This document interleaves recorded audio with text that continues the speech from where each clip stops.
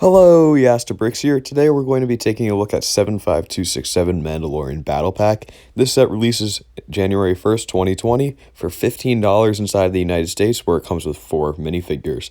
I got this a couple days early from Kohl's. Let's start by taking a look at the minifigures. Alright, so we get 4 Mandalorian minifigures inside of the set, the first of which is primarily blue in color.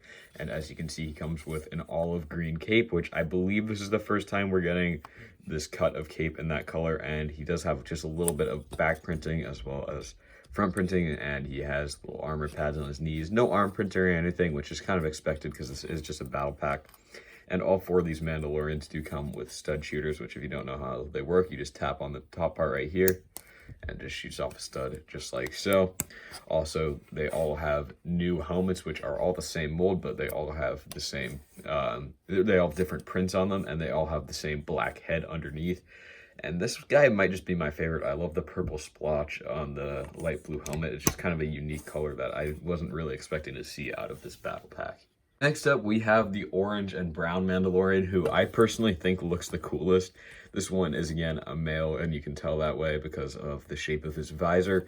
He comes with a stud shooter once again, has a dark brown cape in the same cut, a little bit of back printing over there, which is very nice because that way you don't have to have the cape on.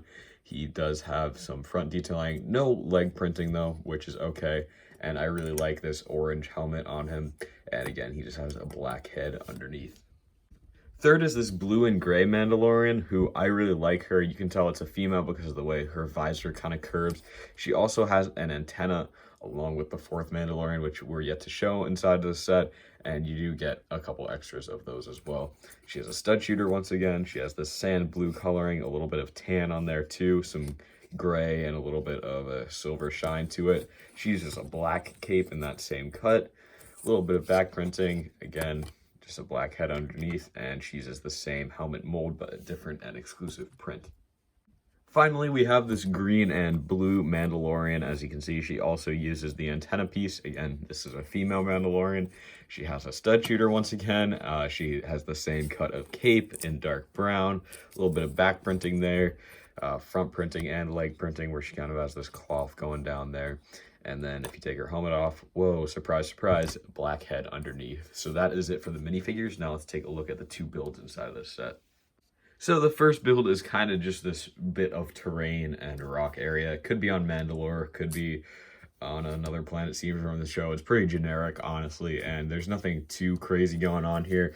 All you really have is just a clip on the back where you can store a stud shooter if you'd like, and then you can have a Mandalorian stand right there. Whoops, I just knocked off her antenna. You can have a Mandalorian stand right here, and you can also put their stud shooter on this 1x2 jumper and kind of have them use it as a turret.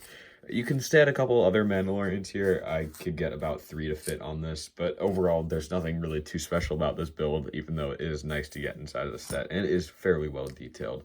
So that is it for the little terrain build. Next is the more interesting of the 2 builds, where we kind of have this speeder in gray and tan. This is based off the design of the original 2011 Mandalorian Battle Pack, which was in blue and gray, I believe. And you can see it has a very similar design. It has a little engine on the back right there, headlight on the front, a couple of these fins on the front too that don't have too much posability, but it is nice to get those anyway. A couple stud shooters on the side. I showed you guys how those work earlier in the video, and there is also just one seat here where you can fit on a Mandalorian pretty easily. You kind of just have their cape flying on the back there, and you do have handlebars, which you can make them hold if you'd like to. And I like this build. It's just a nice, simple little speeder build. Nothing much going on here, but it is pretty cool to get. So yeah, that is it for the builds and the minifigures of this set. Now let's take a look at the packaging and then my opinion. The box of the set uses that same 2019 packaging design with Darth Vader and the white greebling. And then on the back, you can see they just show a couple of the play features of the set. Nothing too much going on the sides here. Unfortunately, it is a punch tab box, so I did kind of ruin it like that, but that is it for the box. The instructions have an ad in the back for all the January 2020 sets, which I guess I'll just give my quick opinions on. I love this set. I love this one and actually have it. I don't really care about this set. This set's cool, but it's overpriced.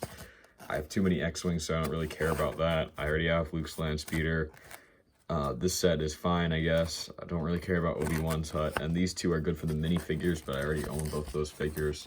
And then there also is an ad for the Rise of Skywalker game in 2020.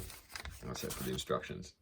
So overall, I really enjoy this set, and I feel like it has to be one of the best battle packs that we've gotten in the last few years.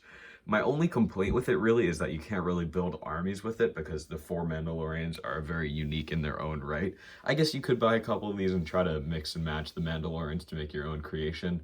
But overall, I think this is just a set that you want to buy 1 or 2 copies of at most. So all things considered, I'd rate this set a 9 out of 10 because the figures are really good. The speeder build is nice. The train build is just fine. And I enjoy this set, and I think it's very worth it for $15, especially considering you get those 4 brand new exclusive Mandalorians. Anyways, what do you guys think of this set? Please let me know in the comment section down below. I'll try to read and reply to all of your comments. And yeah, that's all for now. Yasta out.